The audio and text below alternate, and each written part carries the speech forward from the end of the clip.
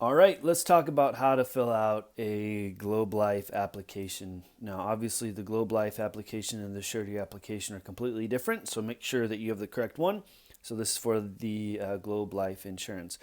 First thing that we're going to want to check is to make sure that we have the correct application. At the bottom left hand corner, you will find that for the state of Oklahoma, the EGLF AP 35 is the correct form that we're going to need. It's very important that you make sure that you have the correct application. At the very top, we want to make sure that we put the department that we are writing in. So in this instance, we have the probation and parole, the Jeff McCoy County intake. It's just important to write that on there just for references.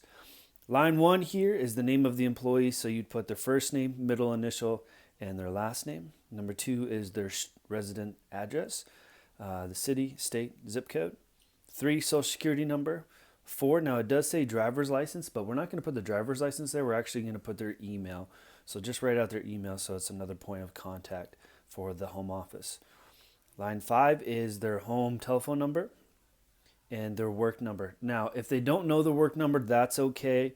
You can just write the department there that they are in. Line 6 is the payroll center. Now, this is very important that we get this correct. You will find this on the Google Calendar. There will be another video that we will make to put up and show you how to find this number, but we have to make sure that this is the correct payroll center that we're putting in here. City and state, so this is where the payroll department is in. They're all going to be Oklahoma City, Oklahoma. And then the department code, which is 131. You're always going to find that number right after the A165. So this is the department code, and we want to put that in there. Number 7 here is they're going to replace any existing life insurance. We're never replacing any life insurance.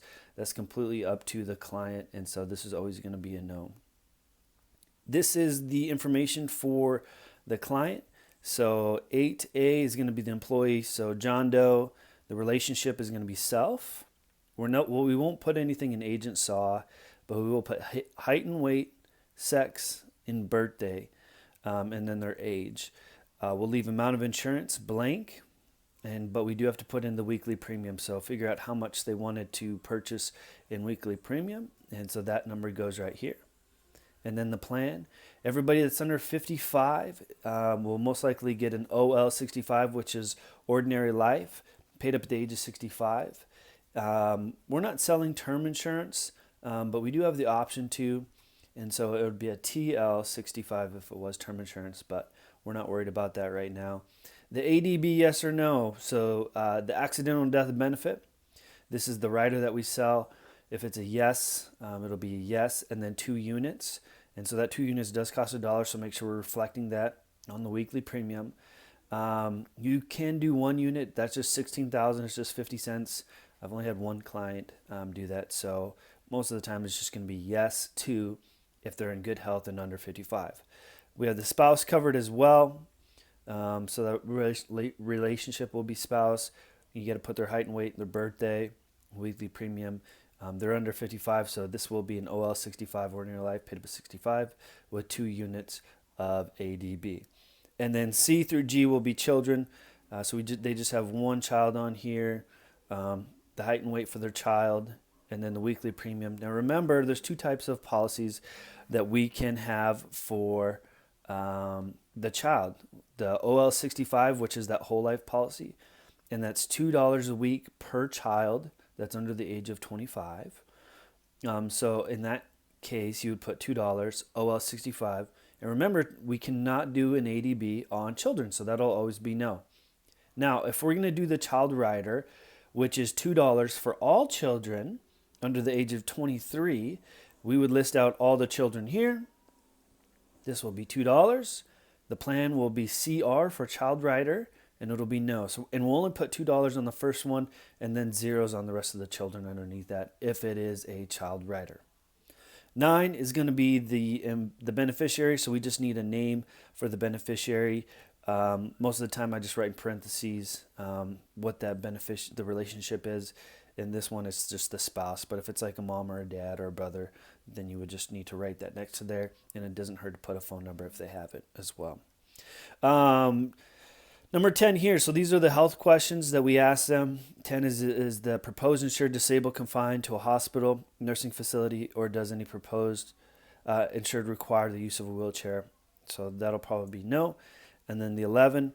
So real important. So all these questions are in the last 5 years. Has the proposed insured been medically diagnosed or treated by a physician for any of these? Cancer, high blood pressure, coronary artery disease, chronic obstructive lung disease, chronic kidney disease, kidney failure, or any disease or disorder of the heart, brain, or liver. Muscular disease, mental and nervous disorder, chronic glandular disease, or disorder, diabetes, lupus, cystic fibrosis, Down syndrome, drug or alcohol abuse, had any amputation caused by disease or been hospitalized for any blood disease or disorder. And the last one, been treated, diagnosed, or tested positive for any acquired immune deficiency syndrome or AIDS. So hopefully these are all no. Now, if you do get a yes on any of these in the last 5 years, then we will have to fill out paperwork for that, and I'll kind of show you how to do that. Question 12 and 13, this is only if they are going to get over the guaranteed issue amount. So you won't have to answer those because we will not be getting over the guaranteed issue amount. Second page here is the back. This is if they do have any illnesses. We're going to put that on 14. So the PI line number, so that's the proposed insured number, and then the question number. So it's important that we get this right. So let's say that John Doe has diabetes. So we'd put on there, he's 8A, proposed insured, and diabetes is underneath 11B. So we got 8A and 11B. So we would put on the application here, we would put 8A and 11B, diabetes, date of onset, when was he diagnosed, if he still has it, this is going to be present, and then just name an address of attending physician. So you'd most likely just have to put the name of the physician and where he was at. Dated at, this is pretty simple, self-explanatory. What city are you in, the state, the date, the month, and then the year. They're going to sign right here. And it's going to ask you again, are we replacing any life insurance or annuity? This will be no again. You put your signature, your agent number, the manager, and then the number there. At the bottom here, we do have your signature and then the signature of the employee and then the date. And then in this box here, I realize that my biweekly/monthly deduction payment is $95.33 a month. And we're going to show you how we got that $95.33. So if we go back to the front here, obviously, whatever office you're working in, hopefully you know if they're biweekly or a month or paid monthly. This is a Department of Corrections, and so the Department of Corrections get paid monthly.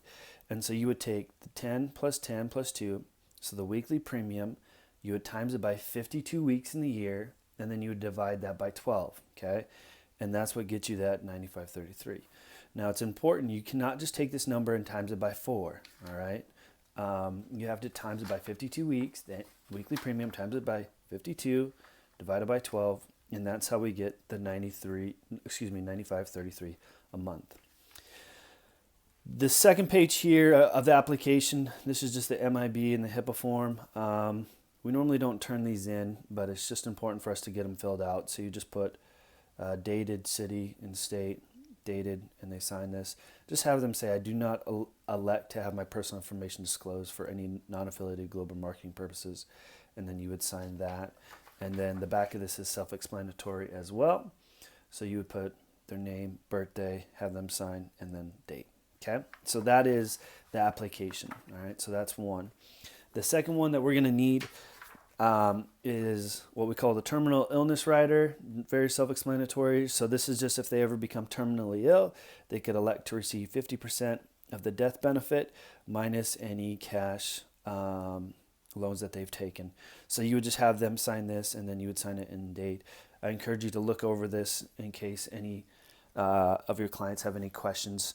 You'll know what to answer.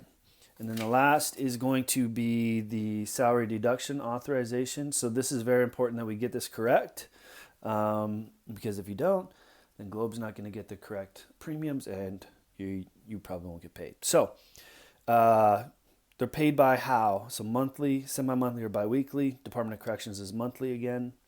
So their name, address, agency. This is the Department of Corrections. Initial deductions per pay period, so $95.33. Again, monthly is weekly premium times it by 52 divided by 12. Social Security number, city, and then this is the agency code number 131. Again, remember that we got that code number from the application, and so we know that from right here and right here. So this is Department of Corrections is 131, and then the effective pay period. Ask them when they're going to get paid next, the date that you're signing this, and then they have to sign that. Now it's important. All of the originals go to the payroll department for this for Oklahoma. All right, so don't mess it up. Try to be very nice and neat. So this is going to go to the payroll department. The second copy will be yours, and then they get the back copy. So make sure you just press hard and make it very legible. So that is it for the application.